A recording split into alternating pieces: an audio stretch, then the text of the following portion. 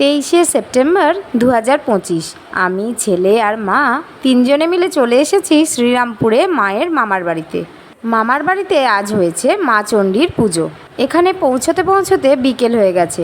ততক্ষণে পুজো প্রায় শেষ। মণ্ডপে সাজানো রয়েছে দুর্গা মায়ের ছবি, আর পাশে রয়েছেন ব্রহ্মা, বিষ্ণু, মহেশ্বরের ছবি।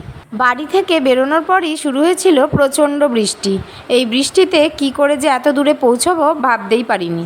ভগবানের আশীর্বাদে কিছুক্ষণ পর বৃষ্টি কমতে তবে আমরা আসতে পারলাম, নাহলে হয়তো রাস্তাতেই দাঁড়িয়ে থাকতে হতো। আসা মাত্রই পরে নিয়েছি হোমের টিপ। জানোই তো আমার ছেলে টিপ পরতে খুব ভালোবাসে।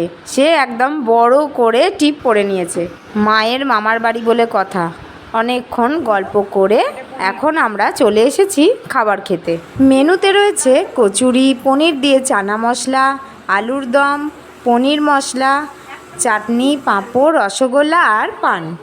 এত কিছু খেয়ে দিয়ে এখন আবার সবার সঙ্গে বসেছি গল্প করতে। আমার ছেলে এদিকে তার এক সঙ্গী পেয়ে গেছে। দুজনে খেলা করছে আর আমি তাদের পাহারা দিচ্ছি। বিড়ালগুলো দেখো কি সুন্দর নিজেদের জায়গা করে শুয়ে রয়েছে। ফেরার পথে দর্শন করে নিলাম চাতরা বিশালক্ষী মাকে।